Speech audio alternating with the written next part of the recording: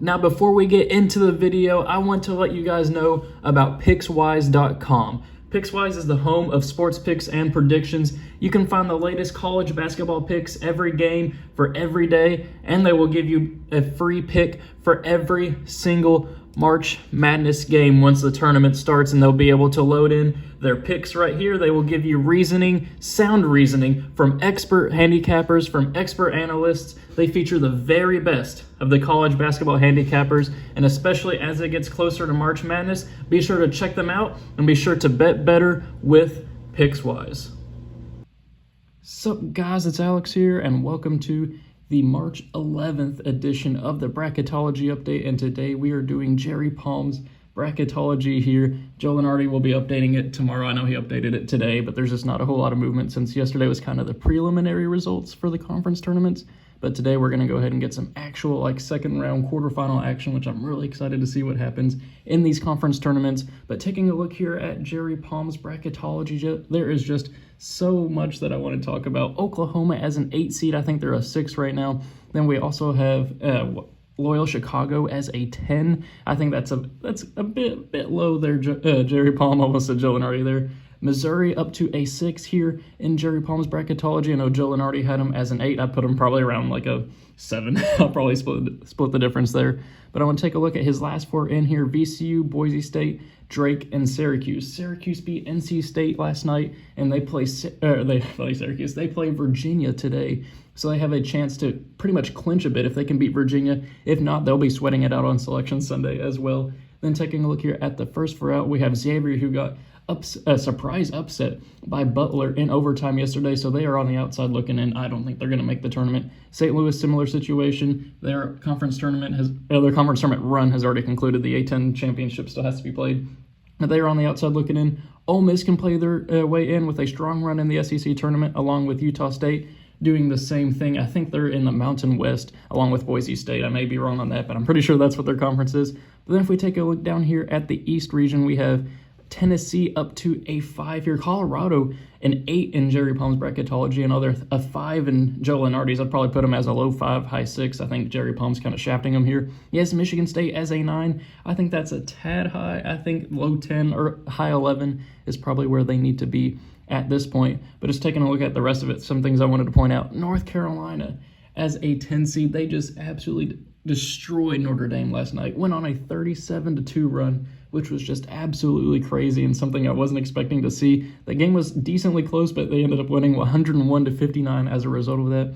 But then he also has Clemson as a 6. They got upset by Miami. You guys know, if you've been watching my recent bracketologies, that I am not high on Clemson at all, and it just kind of feels good that I feel right about Clemson. I haven't been high on them. Then they go and get upset by Miami. I had them getting upset in the ACC tournament in their first game, but it was by Pittsburgh instead of Miami. So I did get that part wrong, but I'll take half credit for that. I did pick them to lose just to the wrong team. But before I kind of get into the actual bracketology here, go through my picks and let you guys know what I think about all the different teams and stuff like that, I want to let you guys know about the 7,000 subscriber giveaway that I am doing. If we hit 7,000 subscribers by Selection Sunday, which is March 14th, I will be giving away a second $25 gift card or a t-shirt of your favorite college basketball team off of Fanatics. I'm already doing one for 6,000 subscribers, and originally I said, well, do it if we hit 7,000 subscribers, because at the time it didn't seem likely. But we are making some headway here. We are only 430 subscribers short.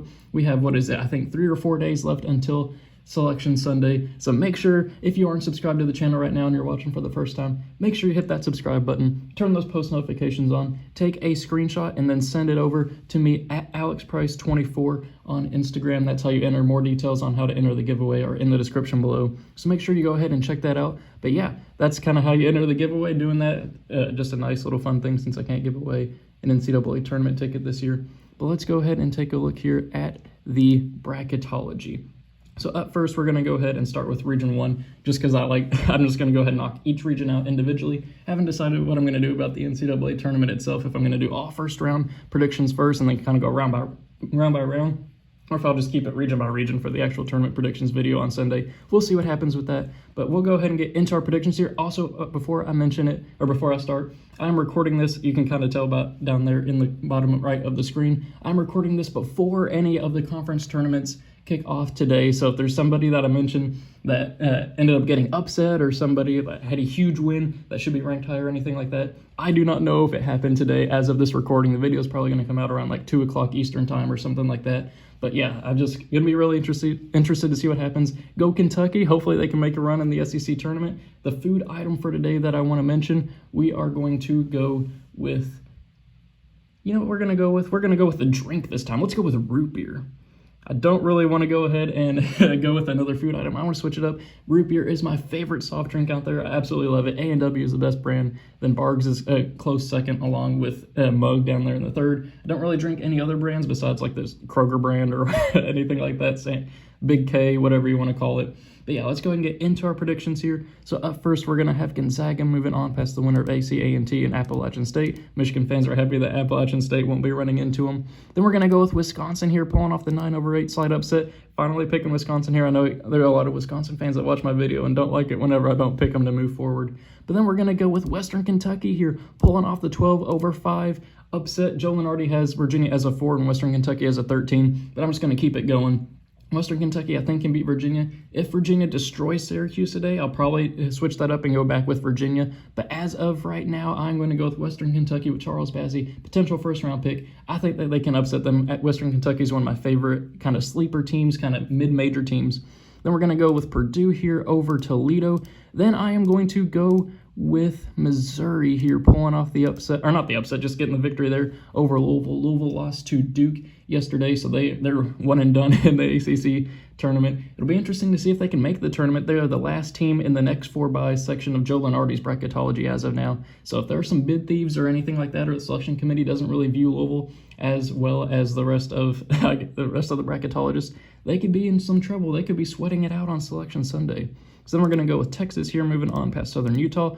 Oregon, I'm finally going to pick them to win a tournament game here. I know in my recent bracketologies I've been picking them to lose, but I have them beating Maryland here for a spot in the round of 32. If I can pick Oregon, there we go. Then Iowa will beat Cleveland State. Then we're going to go with Gonzaga here, moving on to the Sweet 16 over Wisconsin, along with Purdue. I do think that Purdue would be able to beat Western Kentucky right there. Along with Texas here, moving on past Missouri, and then Iowa moving on past Oregon. So no real surprises here in the Sweet 16 out of this region. And then we're going to go with Gonzaga here, moving on to the Elite Eight, along with Iowa moving on past Texas. Gonzaga and Iowa, I think these two teams played earlier this year. I may be wrong on that, but I think I remember them playing. I think obviously Gonzaga won because they're undefeated at this point in the season. And I do think that Gonzaga would be able to win here. I think if they can focus on stopping Iowa down low, I think they can focus on just being able to beat them at the guard level. And I think Gonzaga has the talent to do that, especially with Jalen Suggs. So then we're going to go over here to Region 2 and have Baylor moving on past the winner of Mount St. Mary's and St. Peter's. Then San Diego State, I think, can beat Rutgers as another 9/8 upset. Both of the 8-9 games I have the 9 seed winning so far. I'm going to go with Texas Tech here, moving on past Syracuse, so I think we'll beat Drake. Then Florida State, I think, will beat Winthrop. Virginia Tech, that's another team I wanted to mention. I forgot at the top. Virginia Tech, Jerry Palm has them as a 6. Joe Lenardi, I think, has them as a 9 or a 10 now. This team hasn't played in a little bit just because of their COVID issues. It'll be interesting to see how the committee views them, if they penalize them for not playing. I know they said that they're not going to play, but a lot of these other teams have been getting some quality wins and passing Virginia Tech in kind of like the at-large rankings. But I am going to go with them here, moving on past UCLA. I'm going to go with Arkansas here, moving on past Grand Canyon. Loyola Chicago pulling off the 10/7 upset over Florida, along with Ohio State here, moving on past Prairie View A&M. Then for a spot in the Sweet 16, we have Baylor moving on past San Diego State, along with Texas Tech. You guys know I like Texas Tech a lot this year. I think that they can make a run to the Sweet 16 in the NCAA tournament. I'm going to pick Texas Tech here, pulling off the 5/4. Then we're going to have Arkansas moving on past Virginia Tech, and then Ohio State moving on past Loyola Chicago. Then for a spot in the Elite Eight, rematch of this matchup that just happened this past Saturday where Baylor destroyed Texas Tech. I got Baylor moving on again here to the Elite Eight, where they will face Arkansas. I am super high on Arkansas for good reason, in my opinion. They've won 10 out of their last 11 games, and the only loss in that stretch was to Oklahoma State and Cade Cunningham. I think that they could beat Ohio State here. Ohio State, I think, can be an Elite Eight team just with the right matchups. I don't think that matchup is Arkansas, and I'm also going to have Arkansas here moving on to the Final Four out of this region as a 3 seed. In yesterday's bracketology, I picked Arkansas to move on past Baylor, and I'm going to go ahead and stick with it. It's a little bit controversial. I know a lot of people in the comment sections weren't too happy with that upset prediction, but I just think that Arkansas with Moses Moody and just their momentum as a whole with their great coaching from Eric Musselman, I think that they can pull off the upset there against Baylor, especially if Baylor's perimeter shooting goes cold. Then down here in Region 3, we are going to have Michigan moving on past Hartford. Then Wichita State will fall to BYU. BYU looked fantastic in the first half, at least, against Gonzaga, and I think that they can make some noise in the first round of the NCAA tournament. Then we're going to go with UC Santa Barbara here, pulling off the 12-5 upset over Creighton. UC Santa Barbara is one of those potential Cinderella teams. Creighton's been dealing with a little bit of issues with their coach, Greg McDermott. He's back with the program now, but it'll be interesting to see how the players react to playing for him now that he's back. But then we're going to go with Kansas here, moving on past USC in Greensboro. USC with Evan Mobley moving on past Colorado State. Houston, I think, will be able to beat Morehead State here, along with North Carolina. I think yesterday I had the same matchup there at LSU and North Carolina, but as an 8-9 with Joe Lenardi. But North Carolina, man, that game against Notre Dame, that just made me feel even better about predicting them to win the ACC tournament. I have North Carolina pulling off the 10-7 over LSU, and then West Virginia beating Drexel. So then we're going to have Michigan moving on to the Sweet 16 over BYU, Kansas beating UC Santa Barbara. I am going to go with an upset here with USC pulling off the 6-3 over Houston, and then West Virginia getting the 2-10 victory over North Carolina. But then for a spot in the Elite 8 here, I have Michigan moving on past Kansas. Michigan has been looking fantastic in Kansas. David McCormick was actually surprised out for the Big 12 tournament. I wonder if he's going to be back in time for the NCAA tournament, but either way, I think Michigan has enough to be able to beat Kansas. Then we are going to go with West Virginia here, moving on to the Elite 8 past USC, which sets up Michigan and West Virginia for a spot in the Final Four. I am going to go with West Virginia pulling off the 2-1 upset. West Virginia has been a fantastic offensive team this year, fantastic defensive team as well. I mean, you could say the same about Michigan, but I think this is going to be a great battle between two really good programs, and Bob Huggins maybe getting his return back to the Final Four since 2010, whenever he beat freaking the John Wall and DeMarcus Cousins team of Kentucky. Still have sour grapes over that. But West Virginia here moving on to the Final Four over Michigan. Don't know if I'll still have Michigan beating West Virginia if they were to match up in the NCAA tournament once the tournament predictions come around. But right now, that's just kind of how I'm feeling. So then we'll take a look over here at Region 4 and have Illinois moving on past Oral Roberts. Then we're going to have Colorado, I think, with McKinley Wright can beat Michigan State. Tennessee will fall to VCU. Here, I think VCU would beat Boise State, and then they would go on with Bones Highland and beat Tennessee. Oklahoma State will beat Liberty. Clemson, I think, will fall to St. Bonaventure there. I already mentioned my thoughts about Clemson at the top of the video. But then I'm going to go with a huge upset here and go with 14-seed Colgate upsetting 3-seed Villanova. Villanova's been struggling with big-time injuries in that program. Senior guard Colin Gillespie, who is, I think, tied for Player of the Year in the Big East, going down to an injury along with Justin Moore as well. And then Colgate, only one loss on the year. They are like 20, actually I don't think they're 22-1. I think they're like 13-1, 14-1, but they're a top 10 team in the net rankings. They are a team to keep an eye on to potentially make a sleeper run in the tournament. Then we're going to go with Connecticut moving on past Georgia Tech and Alabama moving on past Nicholls State. Then first spot in the Sweet 16, we got Illinois moving on past Colorado, Oklahoma State and Cade Cunningham moving on past VCU. St. Bonaventure as an 11 seed moving on to the Sweet 16. I just think that they can get the victory there over Colgate. So then I am also going to go with a upset here for a spot in the Sweet 16. We are going to have 7-seed Connecticut pulling off the victory over Alabama. I believe a lot in Connecticut with James Bouknight being back.